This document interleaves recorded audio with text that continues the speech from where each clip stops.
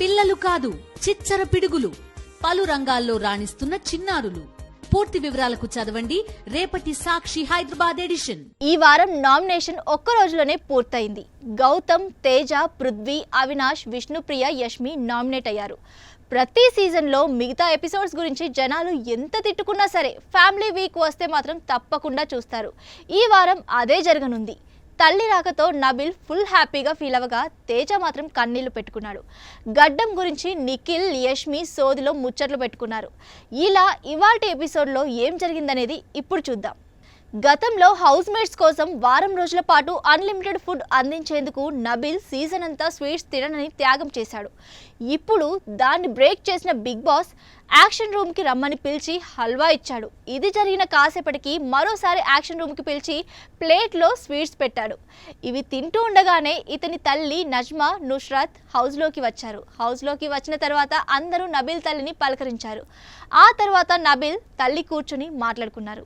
ఎలా ఆడుతున్నా టీవీలో కనిపిస్తున్నానా లేదా అని నబిల్ తన గేమ్ గురించి తల్లిని అడగ్గా, బాగా ఆడుతున్నావు, ఇండివిజువల్ అట్లనే ఆడు, ఎమోషనల్ కావద్దు, నీ ఆట నువ్వు ఆడు, ఎవరి గురించి పట్టించుకోవద్దు, ఎవరో ఏదో అనుకున్నారని ఏం ఫీల్ కాకు అని, అందరితో మంచిగానే ఉండు అని విలువైన సూచనలు ఇచ్చారు. ఇంతలో నబిల్ తన తల్లి బయటకు వెళ్లాల్సిన టైం వచ్చిందని బిగ్ బాస్ నుంచి అనౌన్స్మెంట్ వచ్చింది. కాకపోతే మీరు బయటకు వెళ్లే ముందు మీ అబ్బాయి కోసం ఓ గేమ్ ఆడాలని చెప్పి టేబుల్ ముందున్న ఓ డిస్క్ విసరమని చెప్పాడు. అది ఓ చోట ఆగడంతో ఎన్వలప్ కవర్లో ఏముందా అని చూడగా అమ్మ చేతి గులాబ్ జామున్ 20 పీస్ అని రాసింది. దీంతో ఆ స్వీట్లను తీసుకున్న నబిల్ హౌస్ మేట్స్ అందరికీ ఇచ్చాడు.